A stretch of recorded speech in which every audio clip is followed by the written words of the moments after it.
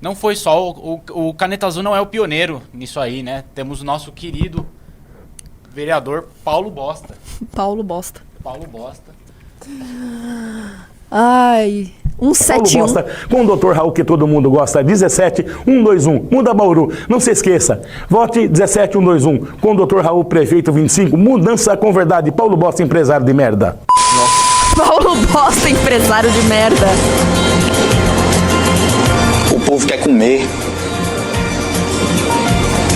O povo quer emprego. O povo tá morrendo. Acorda! Rafa Max 40777. Em protesto, a candidata Lourdes Melo pretendia fazer 1 minuto de silêncio, mas só temos 57 segundos.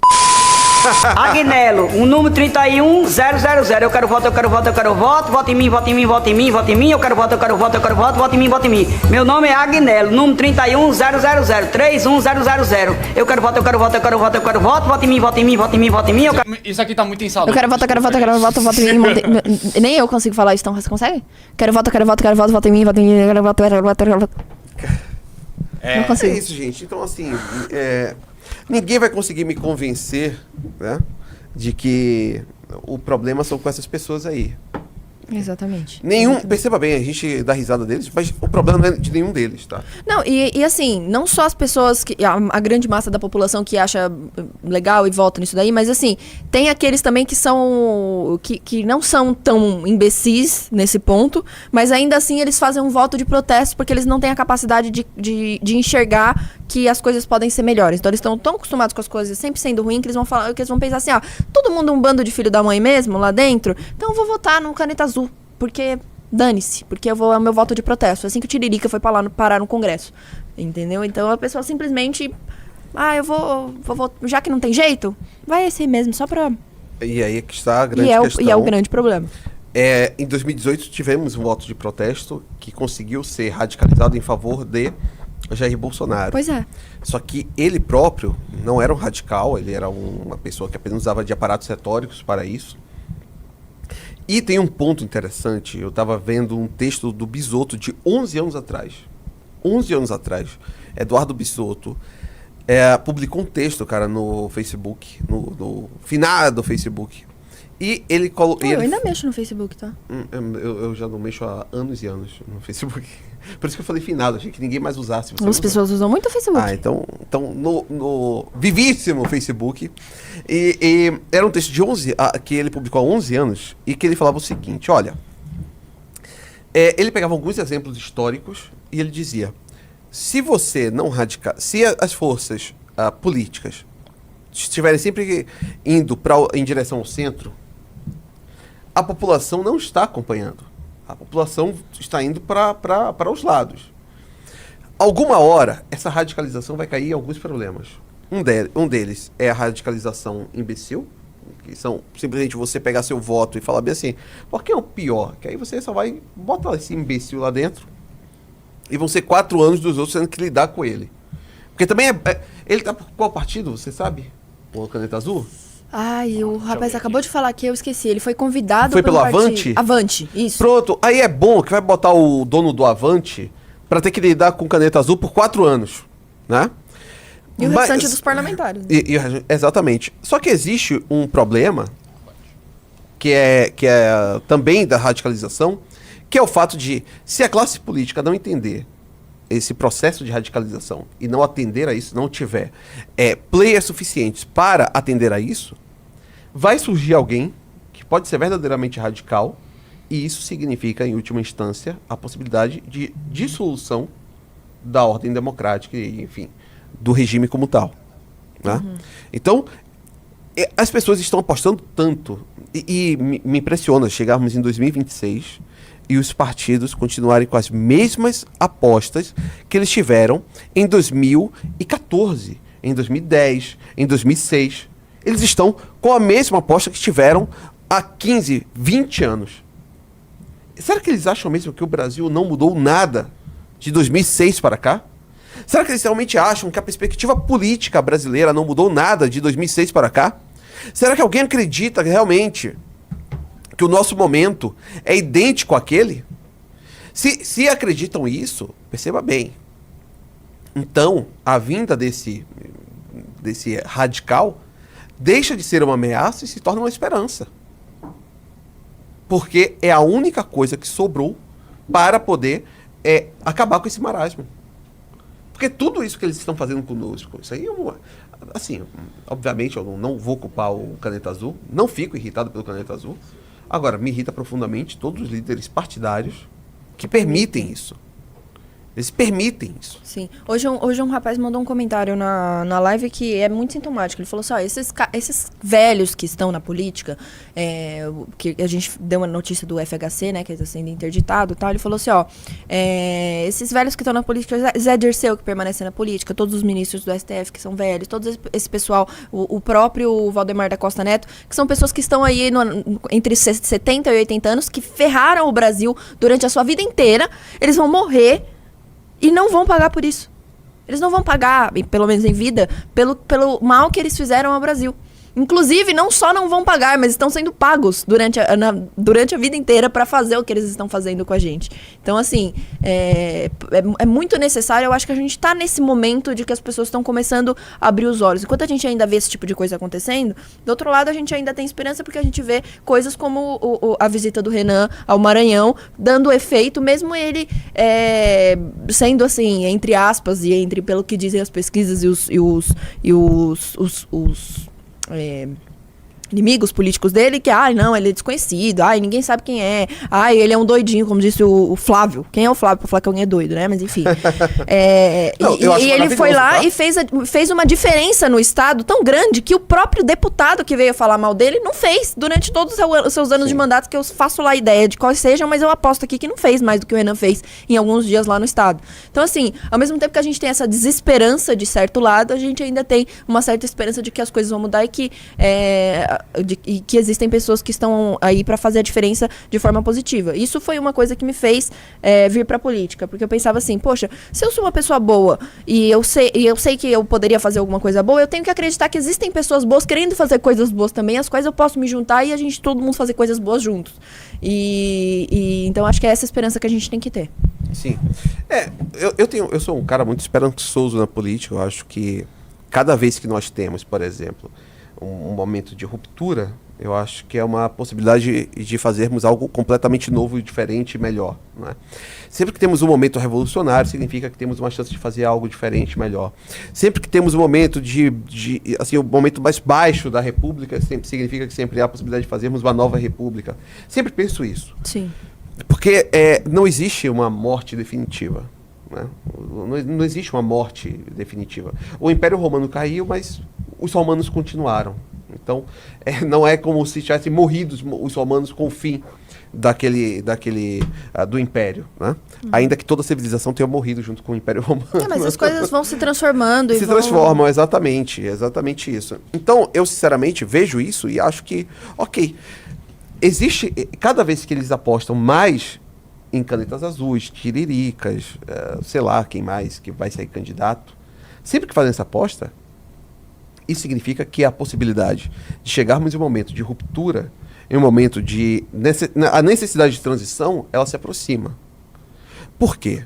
Porque existe um limite entre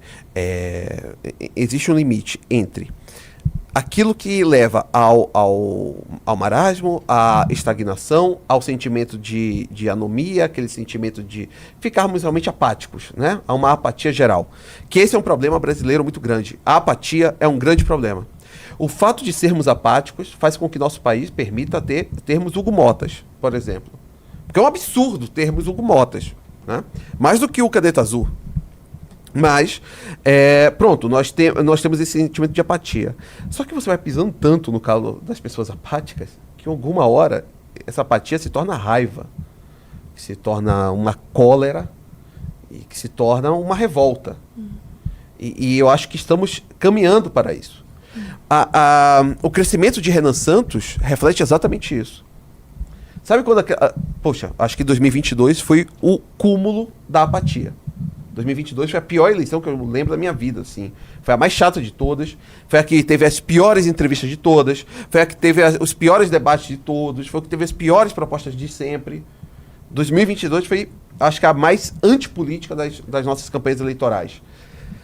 Não à toa, tava tanto o Lula quanto o Bolsonaro disputando para ver quem ia dar a maior Bolsa Família. Depende, porque do ponto de vista intelectual e realmente de produção de conteúdo de qualidade técnica, não teve. Mas os debates foram muito engraçados, sim, em 2022. Poxa, não achei, eu achei. Nossa, foram muito terríveis. bons. Foi puro entretenimento, mas assim, mas é como se você estivesse assistindo um BBB, mas na verdade é um debate eleitoral para descobrir quem é a pessoa que vai comandar o país pelos próximos 4 anos, o que é muito triste. O que verdadeiramente não comanda, né? Que assim, verdadeiramente não comanda. Sim. Porque a gente tem esse outro problema, que é o fato do presidente não ter mais o poder em suas mãos. Não temos mais a centralidade do poder no executivo. Está distribuído hoje entre legislativo e o judiciário, principalmente o judiciário. Mas 2022 foi o cúmulo da apatia. Creio que 2026 é o início da cólera. Quero jogar uma pergunta para vocês aí, seguindo a análise de vocês. Fala, Farid.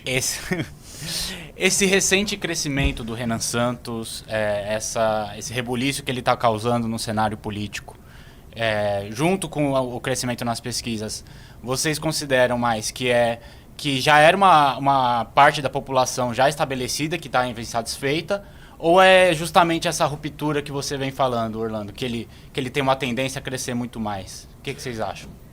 Quer começar? Pode começar. Posso começar? Então, eu acho que, vamos lá, existe uma insatisfação que é latente há muitos anos, né? Porque o brasileiro está insatisfeito com sua própria situação.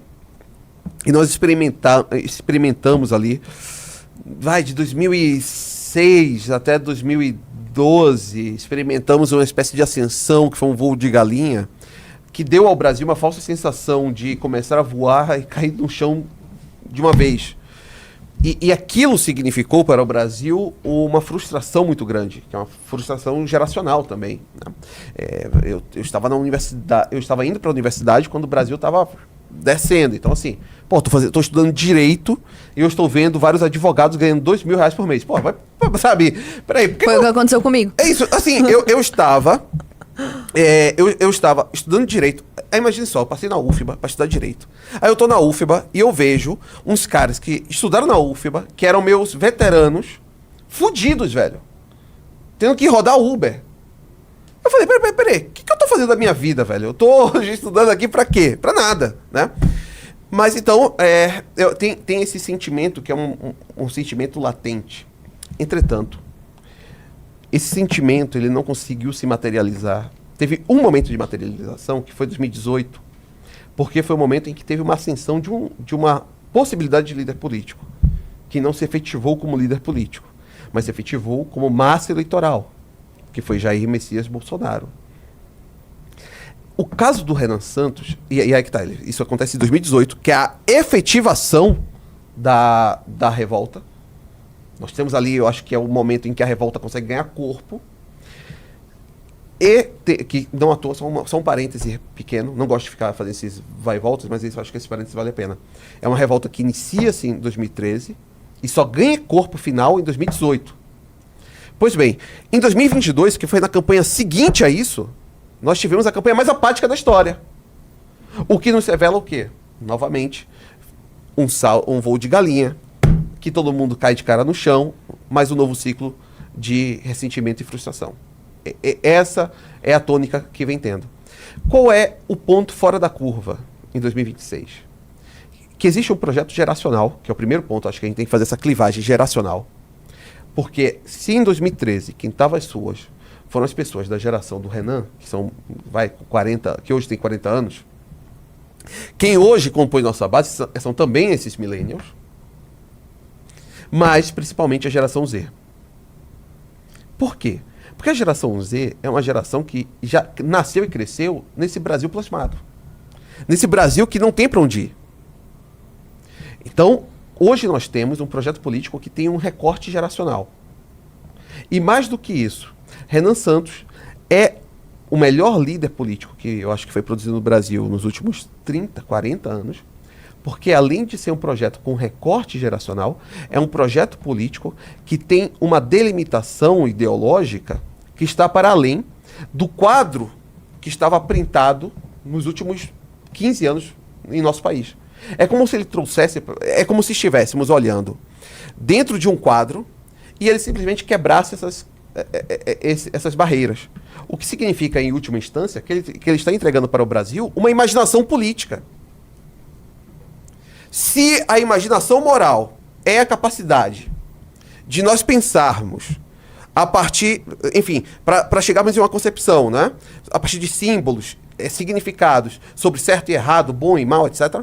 A imaginação política é a derivação disso para as instituições, para a disputa de poder. Quem é que consegue trazer isso para o Brasil? Renan Santos.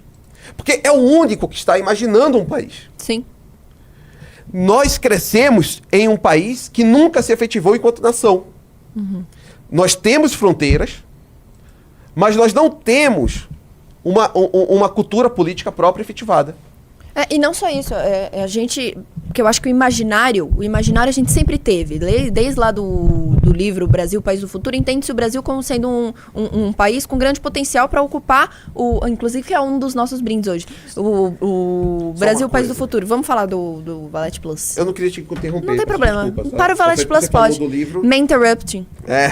Bom, tá aqui. Hoje, quem entrar na Valete, faça propaganda. Hoje, quem entrar na Valete Plus vai receber a revista Valete do Mês, que é o do Alexandre de Moraes ali, apanhando. Vai receber o Crichton e o Brasil, País do Futuro, que é o livro do qual eu tô falando agora, que foi é um livro do Stefan Zweig, que ele foi a pessoa que veio pro Brasil e ele imaginou o Brasil como sendo um país com grande potencial de ocupar um espaço central dentro do cenário mundial. E não só um espaço de coadjuvante. E ele enxergava no Brasil um grande potencial para poder derrubar os erros que foram responsáveis pela queda aquela queda não, né? Mas de certa forma a queda da Europa. E esse imaginário sempre existiu. O problema é, ninguém traçava um caminho concreto para aquilo ali. Então a gente sempre ouviu, eu me lembro de ouvir desde criança, tipo, o Brasil é um país perfeito, o Brasil tem tudo, o Brasil tem uma posição geográfica privilegiada, o Brasil tem um clima privilegiado, a gente tem potencial, mas o que fazer para alcançar esse potencial? E eu acho que o diferencial do Renan, justamente um dos motivos pelo qual ele tem crescido, é justamente ele falar assim, gente, atenção, que o Brasil tem um potencial, a gente sabe. O que a gente precisa fazer para chegar até aqui? E ele traça um caminho concreto que as pessoas são capazes de entender e falar, caramba, então o que esse cara tá falando não é só uma lista de desejos como que a gente estava acostumado a ouvir até hoje. Mas ele tem um plano concreto, ele sabe como alcançar esse potencial. E eu acho que esse é o principal diferencial. Perfeito. Só mais uma coisa que eu acho importante dizer é que o Renan Santos ele tem ainda uma outra questão que explica a sua ascensão, que é o fato de Renan ser parte daqueles que viram esse voo e essa queda. Ele é parte desse processo. Assim como boa parte da MBL, que aí é que está, eu acho que esse é o diferencial, que é você ter uma constante histórica, isso que eu já falei, que existe uma constante histórica na história brasileira, principalmente pós o golpe republicano, que é quando duas ou mais facções de elite estão em disputa no Brasil, sempre é uma constante histórica isso, uma sublevação das camadas médias. Quando consegue se efetivar, como aconteceu na época do Getúlio Vargas, toma o poder e muda radicalmente as instituições. Ou pode acontecer de fracassar e simplesmente acabar com tudo piorado, né? Como tivemos, por exemplo, pós-2014. Renan Santos faz parte desse, e o MBL e a missão, é um produto desse processo de sublevação que ainda não se efetivou. Então, temos que pensar como que nós conseguimos ter esse diferencial, que é, nós não somos parte da elite extrativista, nem do lumpesinato sem consciência de si. Nós somos a camada média que foi esmagada nos últimos anos por essa aliança maldita. Forte, tá?